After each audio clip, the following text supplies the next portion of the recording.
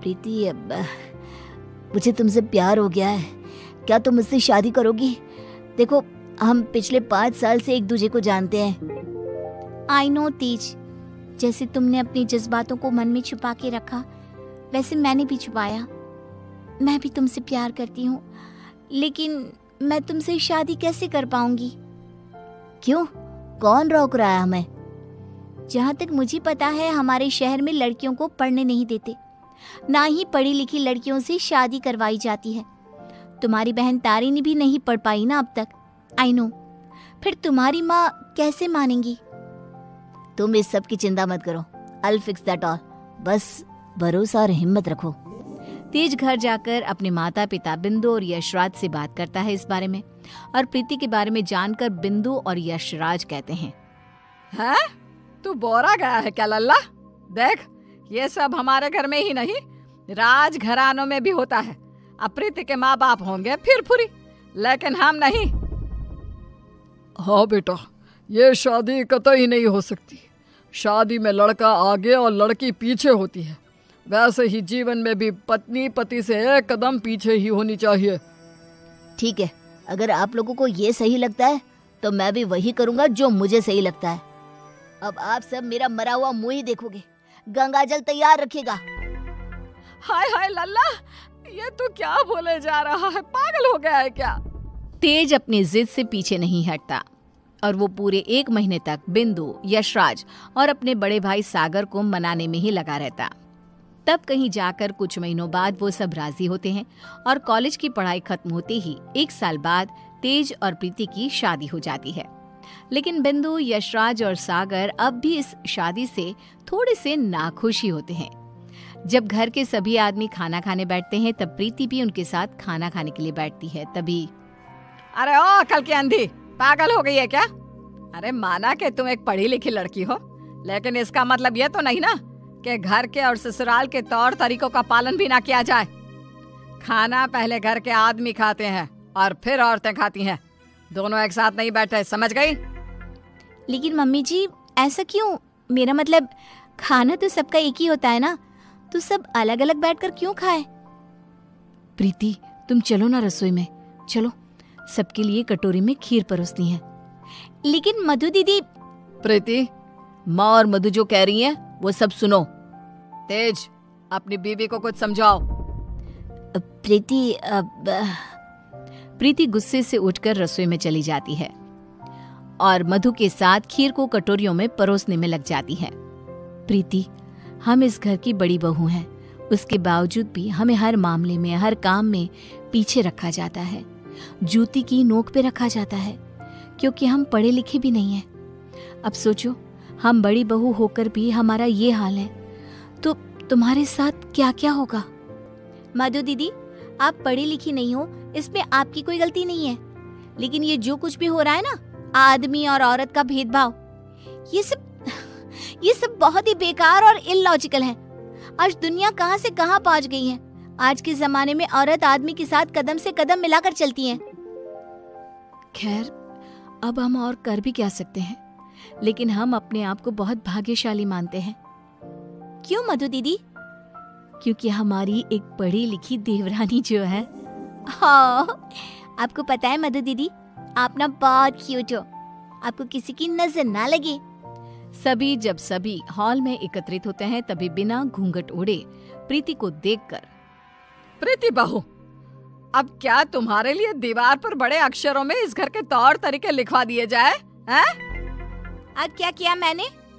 आप हमेशा राशन पानी लेकर क्यों चढ़ जाती हो मुझ पर mummy ji? I just don't understand। Preeti बहू, आज तुम बगैर घूंघट के दिख गई हो। आइंदा से अगर ऐसा बिना घूंघट के दिखी ना तो मुझसे बुरा कोई नहीं होगा। मधु बहू को देखो, सोते समय भी घूंघट ओढ़े ही सोती है, नींद में भी ये हमारे आदेशों का पालन करती है।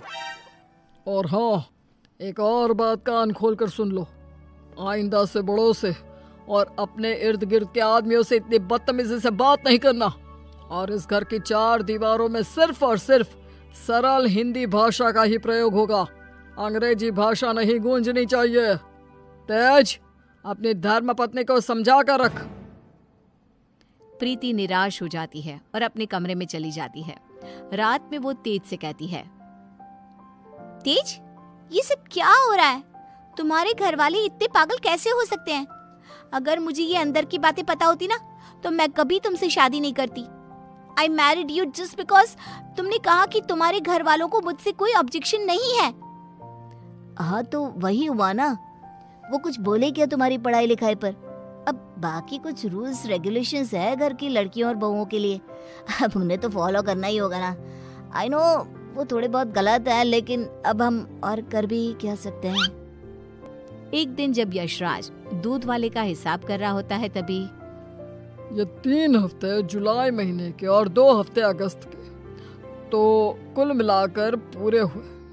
अरे बिंदु, जरा हमारे ड्रॉअर में से कैलकुलेटर तो लेकर आना।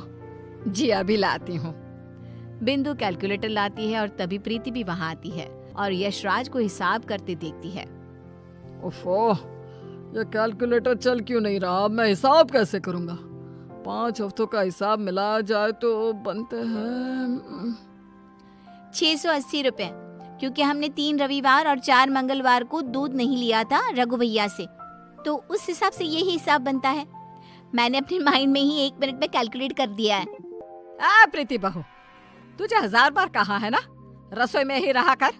अरे आदमियों के काम में क्यों हर बार अपनी टांग अड़ाने आ जाती है? आइंदा से ये हिसाब किताब वाले काम में तू बिल्कुल भी ध्यान नहीं देगी। चल दफा हो यहाँ से अब। न जाने कौन सी घड़ी थी वो जब तेज को इससे प्यार हुआ। बेवकूफ है हमारा बेटा। इस तरह फिर से प्रीति को चुप कराकर रसोई में भेज दिया जाता है। कुछ दिनों बाद प्रीति जब बाजार से घर लौटती है तब वो घर पर सबको मधु पर चिल्लाते हुए देखती है और मधु बेचारी फूट फूट कर रोई जा रही थी। सब तुम्हारी गलती है, तुम्हारी वजह से ही मैं बाप नहीं बन सकता कभी। पता नहीं क्यों आई तुम मेरी जिंदगी में। पनौती हो तुम, पनौती। लेकिन सागर जी, डॉक्टर साहब ने कहा है कि आपके अंदर कुछ मेडिकल इश्यूज है जिसकी वजह से आप कभी बाप नहीं बन पाएंगे। अब इसमें हमारी क्या गलती है? ओए मधु, ज्यादा ऊंची आवाज से बात मत कर। वही तो। प्रीति से अपना गुस्सा कंट्रोल नहीं किया जाता और वो तुरंत अंदर आकर चिल्लाती है, बस, आप सबको ये क्या हो गया है?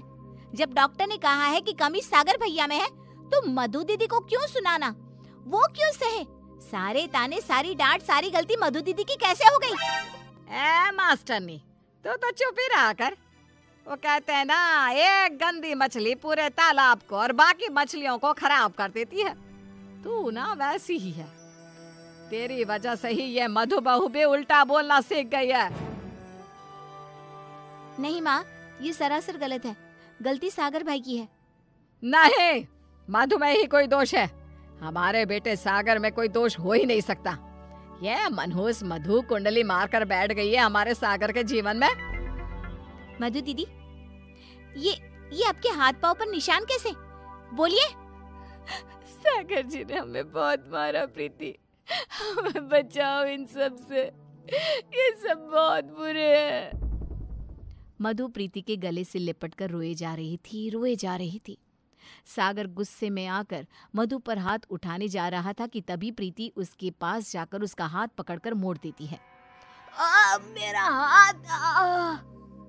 एक आदमी अगर गुस्से में शैतान बन जाए तो एक औरत क्रोध में काली का रूप धारण कर लेती है। समझ गए सागर भैया? और आप सब, अरे एक बार ध्यान से सोचिए, दिल से सोचिए ना। अगर ऊपर वाले ने आदमी और औरत को साथ में बनाया है तो हम क्यों फर्क करें? क्यों औरतें आदमियों से पीछे रहे? दोनों साथ में कदम से कदम मिलाकर चल सकते हैं ना। साथ में काम करके अपना घर, अपनी गृहस्थी चला सकते हैं ना। गलती सोच की है। अगर सोच बदलोगे तो ही बदलाव आएगा, वरना जमीन में ही धंस के रह जाओगे। उतने में तेज अपने साथ पुलिस अफसर्स को लेकर आता है। सागर भाई, आप मेरे बड़े भाई हो, लेकिन आज जो मुझे आपके बारे में पता चला, कैसे आप मधु भाभी को मारते हो, उन पर अत्याचार करते हो, इसके बाद से आप मेरे कोई नहीं। मेरे लिए आप ना के बराबर हो गए हो। इंस्पेक्टर साहब, गिरफ्तार कर लीजिए इन्हें।